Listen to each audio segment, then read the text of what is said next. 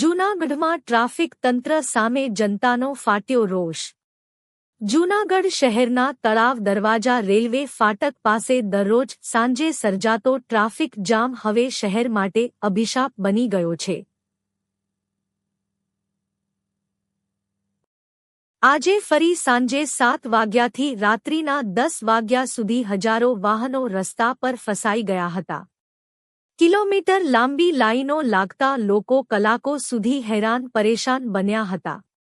ચોંકાવનારી બાબત એ છે કે આ સમસ્યા નવી નથી છતાં તંત્ર વર્ષોથી આંખ આડા કાન કરી રહ્યું છે.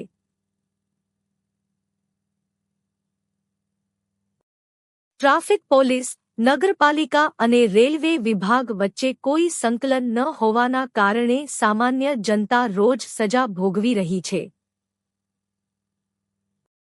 સ્થાનિક લોકોમાં ભારે આક્રોશ છે. લોકો ખુલ્લેઆમ કહી રહ્યા છે કે શું તંત્ર કોઈ મોટી જાનહાનિ કે દુર્ઘટનાની રાહ જોઈ રહ્યું છે. જો આવી સ્થિતિમાં એમ્બ્યુલન્સ ફસાય, દર્દીનો જીવ જાય અથવા ફાયર બ્રિગેડ સમયસર ન પહોંચી શકે તો તેની જવાબદારી કોણ લેશે?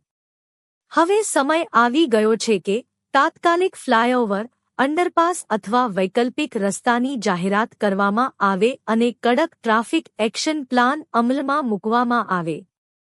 જનતાની સહનશક્તિ હવે ખૂટી રહી છે.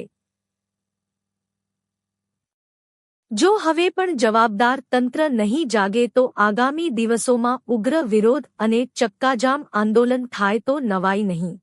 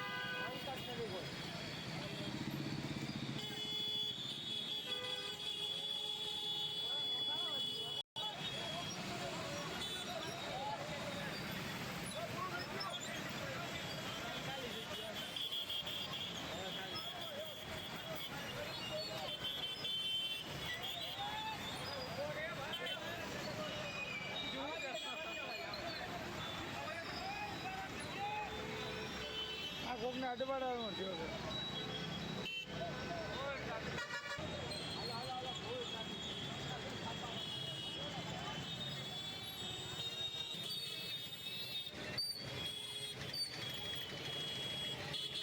આમ જામ છે જો ઓલી બાજુ. આ સાઈડ જામ છે આખું.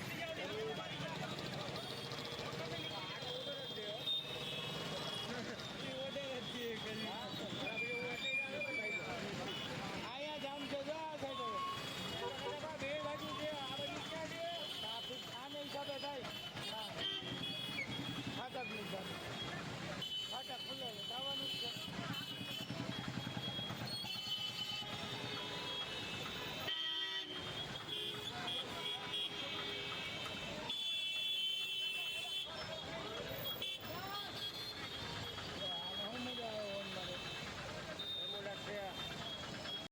પોલીસ વાળા છે કદાચ આપણા બેને ખરાબ થઈ ગયો એ નથી પોલીસ ક્યાંથી છે ભાઈ મને ખબર બોલેરો છે બોલેરો છે આ પડી અહીંયા આરટીઓ વાળા છે ગુજરાત પોલીસ છે કહું કેમ મને ખબર હોય ને એને ઊભા રાખો ઉતારો જાય બોલાય હરકું સ્કેમ આવું જોઈએ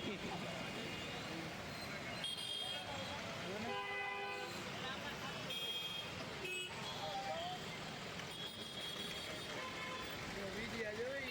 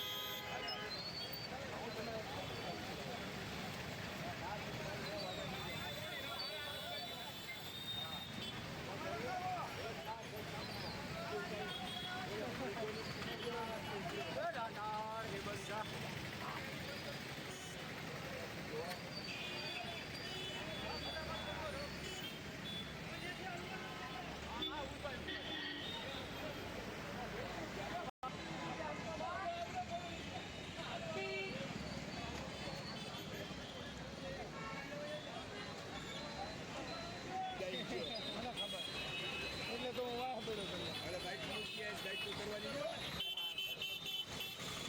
ઉત્પાદ નથી માણસોને હાલવું કેમ મને લાગી ભૂખ હતી તને ભૂખ લાગી ગઈ તો હવે આ પૂરું કરીને તું આમ નીકળ ને હું આમ નીકળું તો તારા હાટું કોઈ બાઇક દેવી હોય તો તું ક્યારે કે ક્યારે બાઈક આપી દો હે અમે બાઈક દુકાનમાં અહીં આપી દેવું તો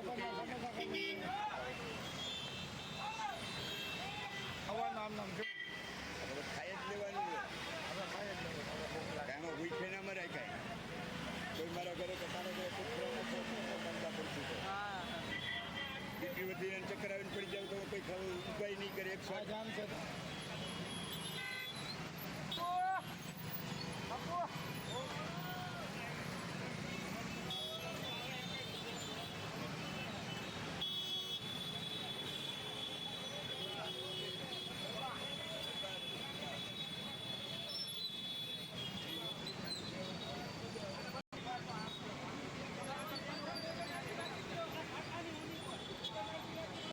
જૂનાગઢ મનપાના કથિત ભ્રષ્ટ વહીવટ સામે ભાજપના ધારાસભ્ય સંજય કોડિયાનો તોફાની બળાપો.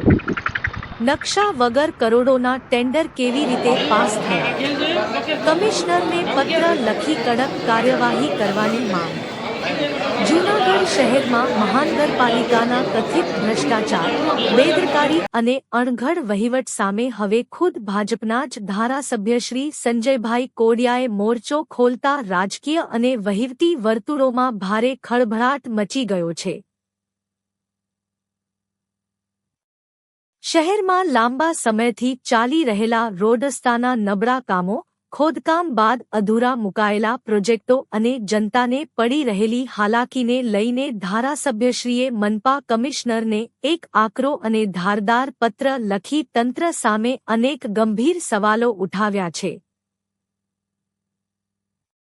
ધારાસભ્યશ્રીએ સ્પષ્ટ શબ્દોમાં આક્ષેપ કર્યો છે કે શહેરમાં કરોડો રૂપિયાના રોડ અને વિકાસ કામોમાં નિયમોની ખુલ્લેઆમ ધજાગરા ઉડાડવામાં આવી રહ્યા છે. કોઈપણ સરકારી કામ માટે જરૂરી નકશા, એસ્ટિમેટ અને ટેકનિકલ મંજૂરી વગર ટેન્ડર પ્રક્રિયા આગળ ધપાવવામાં આવી હોવાની ગંભીર શંકા વ્યક્ત કરવામાં આવી છે. કામ કરવાની ક્ષમતા જ નથી છતાં કોન્ટ્રાક્ટ અપાયા. ધારાસભ્યશ્રીએ પત્રમાં લખ્યું છે કે કેટલીક એજન્સીઓ પાસે કામ કરવાની યોગ્ય ક્ષમતા કે અનુભવ જ નથી, છતાં તેમને કરોડોના કોન્ટ્રાક્ટો ફાળવવામાં આવ્યા છે. આ સમગ્ર મામલો અધિકારીઓ અને કોન્ટ્રાક્ટરોની કથિત મિલીભગત વિના શક્ય જ નથી તેવો ગંભીર ઇશારો પણ કરવામાં આવ્યો છે.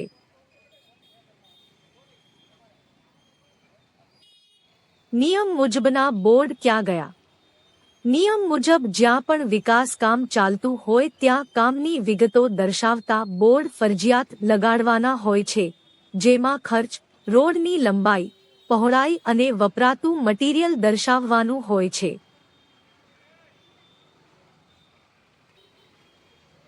પરંતુ શહેરના અનેક વિસ્તારોમાં આવા કોઈ બોર્ડ જોવા મળતા નથી, જેના કારણે પારદર્શકતાની જગ્યાએ ગોટાળાની શંકા વધુ મજબૂત બની રહી છે. રસ્તા ખોદી એજન્સીઓ ગાયબ.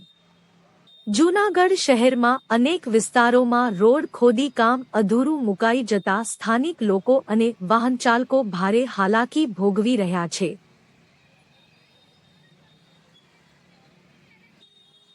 2 થી 3 મહિનાથી રસ્તાઓની હાલત બિસ્માર બની ગઈ હોવા છતાં જવાબદાર તંત્ર ઊંઘતું હોવાના આક્ષેપો થઈ રહ્યા છે.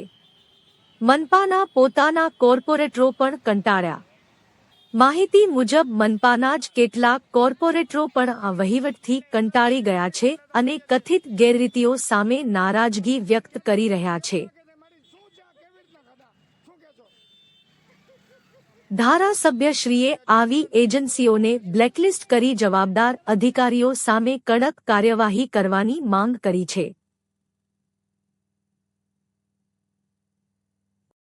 આ સમગ્ર મામલે હવે શહેરમાં એક જ ચર્ચા ચાલી રહી છે. શું ખરેખર મનપામાં કરોડોના કામોમાં મોટું કૌભાંડ ચાલી રહ્યું છે?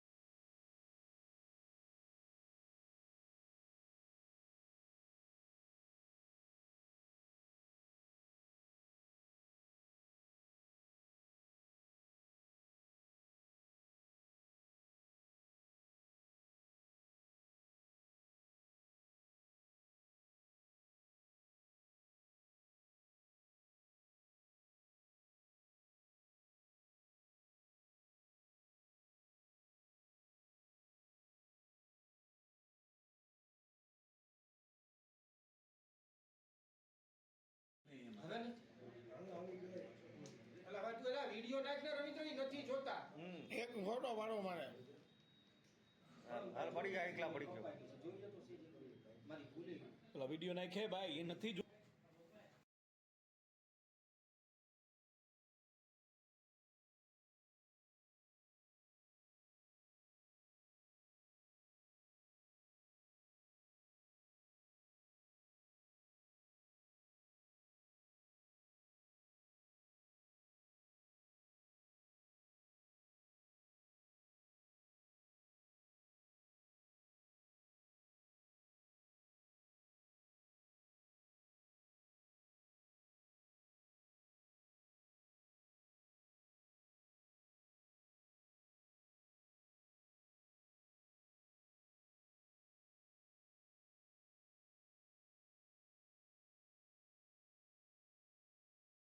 પરસાણા વિપક્ષ નેતા મહાનગરપાલિકા જુનાગઢ. આપણે જોઈએ કે જુનાગઢ મહાનગરપાલિકામાં ફૂલ ભ્રષ્ટાચાર થઈ રહ્યો છે. વિપક્ષ તરીકે અમે પણ ઘણા કૌભાંડો પણ ખુલ્લા પાડ્યા છે ને ઘણી બાબતે અમે રજૂઆત પણ કરેલી છે, પરંતુ શાસક પક્ષ હોય કોઈના કોઈ બાબતે ક્યારેય સાંભળતો નથી અને અમારો જ્યારે અમે રજૂઆત કરીએ ત્યારે કહે છે કે બધાય કામ કાયદેસર ચાલે. પરંતુ આપણે જોઈએ કે ખુદ ધારાસભ્ય જે જુનાગઢના છે એમણે પણ પત્ર લખી અને કમિશનરને ચેતવણી આપી છે કે ભાઈ આ તમામ જે કામો છે એમાં ભ્રષ્ટાચાર થાય છે, એમાં નીતિ નિયમ મુજબ કામ નથી, જનતા હેરાન થાય છે. આવું અમે પણ વિપક્ષ તરીકે પણ ઘણા સમયથી કહી છીએ, પરંતુ આપણે જોઈએ કે ભાજપ સંચાલિત જે જુનાગઢ મહાનગરપાલિકાના શાસકો છે, બોડી છે, આવડા બધા સરકાર રૂપિયા આપે છે, જનતા કરોડોનો ટેક્સ ભરે છે, તો શા માટે સારા કામ થતા નથી? ખુદ ધારાસભ્યએ ખરેખર કમિશનરને નહીં પરંતુ હવે રાજ્ય સરકાર અને શહેરી વિકાસમાં તાત્કાલિક રજૂઆત કરી અને તમામ આખી મહાનગરપાલિકાની એક તપાસ કમિટી બેસાડી ઉપરથી અને તાત્કાલિક આ તમામ વસ્તુઓ બંધ કરાવવી જોઈએ. કારણ કે જ્યારે ઉપરથી જ સરકાર તપાસ નથી કરતી એટલે જ આ લોકો અહીં આટલો બધો ભ્રષ્ટાચાર ખીલો છે. ખરેખર પત્ર કોર્પોરેશનને હવે લખવાની જરૂર નથી. ખરેખર ઉપર જે સરકારમાં જો લખવામાં આવે ને સરકારમાંથી તપાસ કરવામાં આવે તો અહીં મોટો બધો જે ભ્રષ્ટાચાર ચાલે છે એ તમામ બાબતે બંધ થાય અને લોકોને યોગ્ય રીતે જે કામગીરી જે થાય અને લોકોને એના ટેક્સના પૈસાનું વળતર મળે.